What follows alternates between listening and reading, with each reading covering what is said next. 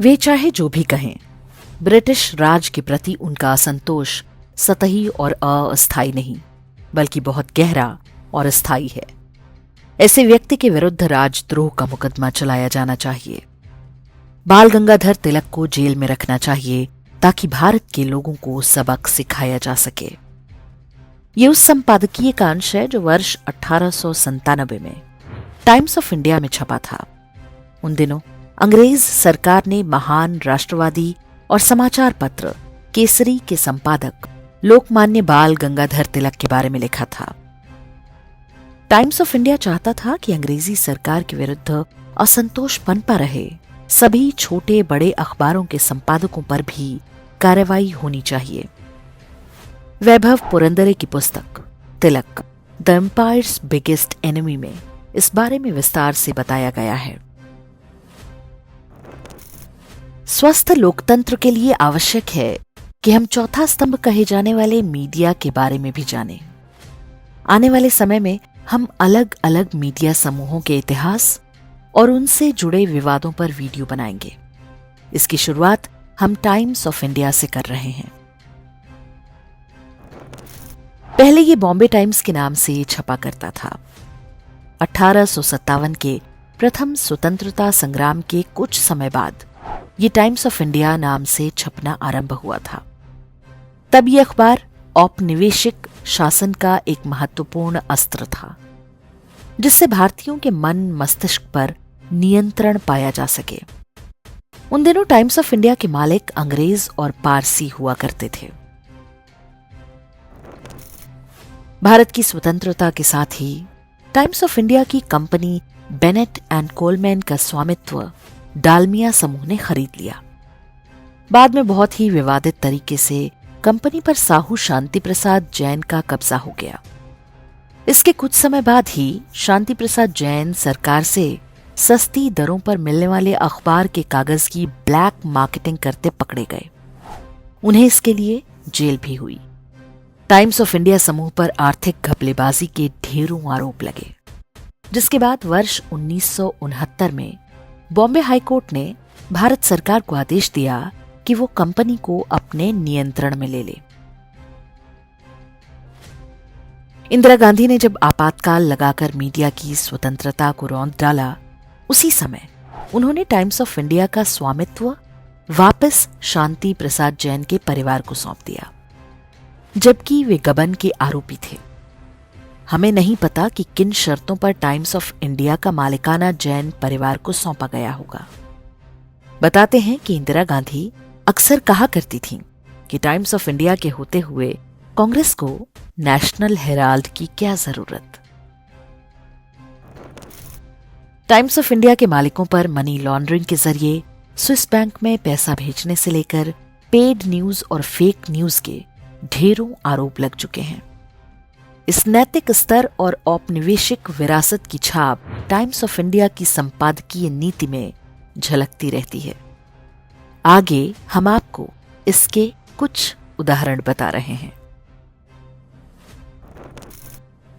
जब सैफ अली खान पर हमले के आरोप में एक बांग्लादेशी घुसपैठिया पकड़ा गया, तो टाइम्स ऑफ इंडिया ने उसे बेरोजगार बताया। ये चिर परिचित वामपंथी तरीका होता है ताकि लोगों में अपराधी के प्रति सहानुभूति पैदा हो। उत्तर प्रदेश में महिलाओं की सुरक्षा सुनिश्चित करने के लिए योगी आदित्यनाथ सरकार ने जिम, लेडीज टेलर और ब्यूटी पार्लर इत्यादि में महिला कर्मचारी रखने का नियम बनाया, तो टाइम्स ऑफ इंडिया ने संपादकीय लिखकर इसे तालिबानी फैसला बताया।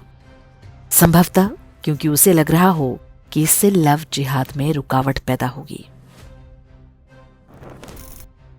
ब्रिटेन में ग्रूमिंग गैंगों द्वारा हजारों लड़कियों के साथ बलात्कार की घटनाओं पर जिस प्रकार वहां की मीडिया ने पर्दा डाला, वही काम भारत में मीडिया का एक वर्ग लव जिहाद के लिए करता है। हिंदू लड़कियों की हत्या की घटनाएं रूटीन क्राइम न्यूज की तरह ही छपती हैं, ताकि पता ही न चले कि हत्या के पीछे मोटिव क्या था। महाराष्ट्र चुनाव में भाजपा ने धर्मांतरण विरोधी कानून का वादा किया, तो टाइम्स ऑफ इंडिया में तुरंत ये रिपोर्ट छप गई कि चर्च इससे बहुत चिंतित है। जबकि इसी अखबार ने पालघर में साधुओं की हत्या को बच्चा चोरी से जोड़ दिया था। रोमन साम्राज्य के राजा कॉन्टेस्टाइन ईस्वी 312 में कन्वर्ट हो गया था। चर्च ने इसे लेकर झूठी कहानियां गढ़ी हैं कि उसे आसमान में क्रॉस दिखा था। टाइम्स ऑफ इंडिया ने इस हास्यास्पद अंधविश्वास को इतिहास बताकर छापा। ऐसा लगता है कि टाइम्स ऑफ इंडिया अनुसूचित जातियों और जनजाति के लोगों को मानव प्रजाति से अलग श्रेणी में रखता है। किसी घटना में पीड़ित यदि SC ST हो तो समाचार की हेडलाइन में इसे प्रमुखता से बताया जाता है, भले ही आरोपी भी उसी की या पिछड़ी जाति का क्यों ना हो। यदि आरोपी मुसलमान है तो ऐसा समाचार अंदर के पन्ने में छिपाकर छापा जाता है।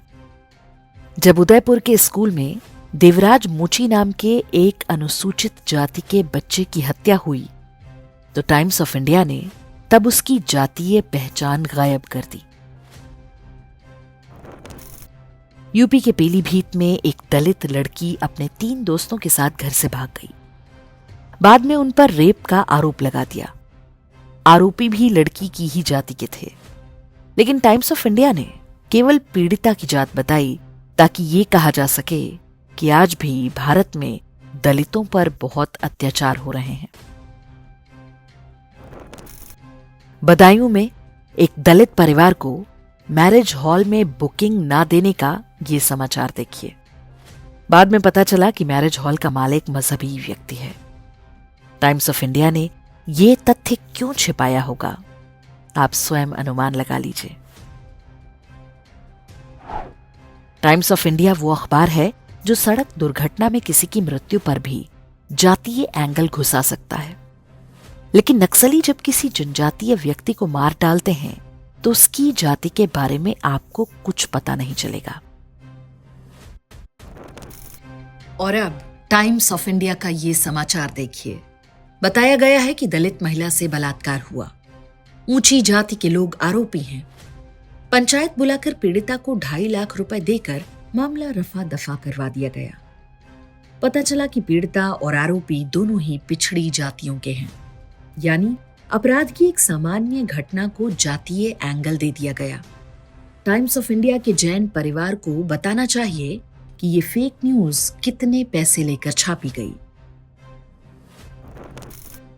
किसी अपराध में पीड़ित और आरोपी की जाति बताने और छिपाने का ये फॉर्मूला आजमाया हुआ है। कहते हैं कि इसके लिए दुनिया भर की हिंदू विरोधी शक्तियां मोटी फंडिंग करने को तैयार रहती हैं। इस बात में सच्चाई हो या ना हो, किंतु एक सामान्य नागरिक के रूप में हमें इस खेल को पकड़ना आना चाहिए। गुरमीत राम रहीम को चुनाव आयोग की अनुमति पर पैरोल मिलती है तो टाइम्स ऑफ इंडिया में संपादकीय छप जाता है, लेकिन सिस्टर अभया के हत्यारे फादर थॉमस कोटूर और सिस्टर सेफी को सजा के बाद भी जेल ना भेजने, बलात्कारी बिशप फ्रैंको मुलक्कल को बचाने पर इस अखबार में आप वैसी तीखी टिप्पणियों की आशा नहीं कर सकते। कुछ समय पहले चेन्नई के एक मदरसे में बच्चों के यौन शोषण का भंडाफोड़ हुआ था, तब टाइम्स ऑफ इंडिया ने यह समाचार छापा था। इसमें मदरसा के स्थान पर वेद पाठशाला में यौन शोषण की कहानी बना दी गई। बलात्कारी यदि मौलवी हो तो टाइम्स ऑफ इंडिया उसे तांत्रिक या स्वामी लिखा करता था। पिछले कुछ समय से हिंदुओं ने विरोध करना आरंभ कर दिया तो अब ऑकल्टिस्ट लिखते हैं, मौलवी अब भी नहीं लिखते। दिल्ली आर्ट गैलरी में MF हुसैन द्वारा बनाई हिंदू देवी देवताओं की अश्लील पेंटिंग्स की प्रदर्शनी लगी। लोगों ने न्यायालय में अपील की तो टाइम्स ऑफ इंडिया ने संपादकीय छापकर इसे अभिव्यक्ति की स्वतंत्रता का हनन बताया। राजस्थान के टोंक में जैन तीर्थयात्रियों को ध्यान में रखते हुए टोल प्लाजा पर होटलों में मांसाहारी भोजन परोसने पर रोक लगा दी गई, तो इस पर ऐसे खबर छपी मानो लोगों की खाने की स्वतंत्रता का हनन हो रहा हो। क्या ऐसा इसलिए क्योंकि भारत में मीट लॉबी बहुत शक्तिशाली है और लाखों करोड़ों के विज्ञापन देती है। कांवड़ यात्रा के दौरान यूपी सरकार ने दुकानदार का नाम लिखने का नियम लागू किया। सुप्रीम कोर्ट ने इस पर रोक लगा दी तो टाइम्स ऑफ इंडिया ने कार्टून बनाया जिसमें एक बच्ची ये कहते हुए खुश हो रही है कि चलो अब कम से कम हमें प्रॉपर फूड मिल सकेगा। क्या वो कहना चाहते हैं कि खाने में थूक और मलमूत्र ना मिलाया गया हो तो वो प्रॉपर फूड नहीं होता? हरियाणा में आए दिन गो तस्करों की गोली से ग्रामीणों की मौत होती रहती है, लेकिन टाइम्स ऑफ इंडिया में समाचार तब छपता है जब ग्रामीण किसी गो तस्कर को पकड़कर पीट दें। एनसीईआरटी की पुस्तकों में हिंदुओं के विरुद्ध झूठे इतिहास को सही ठहराते हुए टाइम्स ऑफ इंडिया ने संपादकीय लिखा कि लिबरल लोगों के कुछ राजनीतिक पूर्वाग्रह होते हैं, लेकिन शिक्षा के मामले में वे राइट विंग से अच्छे होते हैं। राइट विंग उन लोगों को कहा जाता है जो धार्मिक कट्टरता में विश्वास करते हैं। क्या टाइम्स ऑफ इंडिया बताएगा कि उन्होंने किस आधार पर इस्लामिस्ट इतिहासकारों को लिबरल और सही इतिहास पढ़ाने की मांग कर रहे सामान्य भारतीयों को राइट विंग बता दिया? यह भाषा संकेत करती है कि उनके न्यूज रूम में एक खास तरह की विचारधारा का आधिपत्य है। प्रधानमंत्री की हत्या का षड्यंत्र रचने के आरोपी रोना विल्सन को टाइम्स ऑफ इंडिया आज भी रिसर्चर लिखता है। दिल्ली दंगों के आरोपी उमर खालिद और शर्जील इमाम उसकी दृष्टि में जेएनयू छात्र हैं, लेकिन नरेंद्र दाभोलकर की हत्या में फंसाए गए डॉक्टर वीरेंद्र तावड़े, विक्रम भावे और संजीव पुनालेकर को कोर्ट ने बरी कर दिया, तब भी उनके लिए मास्टर माइंड शब्द प्रयोग किया जाता है। हिंदू त्योहारों पर प्रदूषण, पैट्रियार्की और पानी का रोना रोने का फैशन टाइम्स ऑफ इंडिया की ही देन है।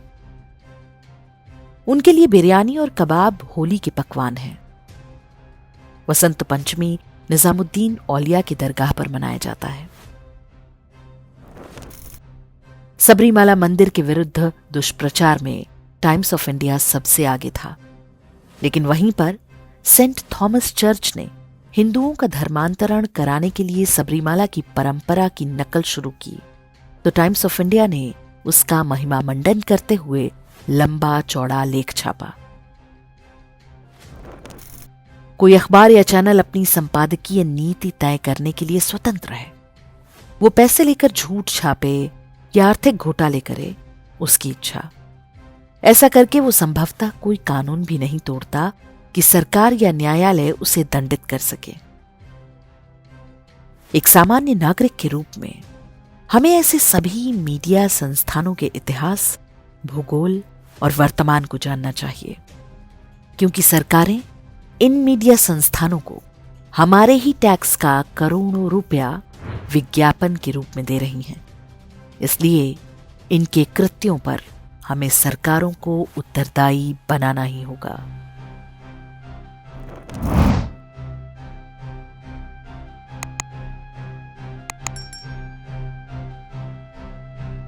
इंडेक्स ऑनलाइन के वीडियो समाज को समर्पित हैं। आप इनको डाउनलोड करके जैसे चाहे वैसे प्रयोग कर सकते हैं। चाहे तो आप हमारे टेलीग्राम चैनल से जुड़ सकते हैं, वहां सारे नए पुराने वीडियो आपको मिल जाएंगे। हमारे सोशल मीडिया लिंक हर वीडियो के डिस्क्रिप्शन में होते हैं। हमारा एकमात्र उद्देश्य हिंदू समाज को जागृत और एकजुट करना है। इसमें सहभागी बने। धन्यवाद।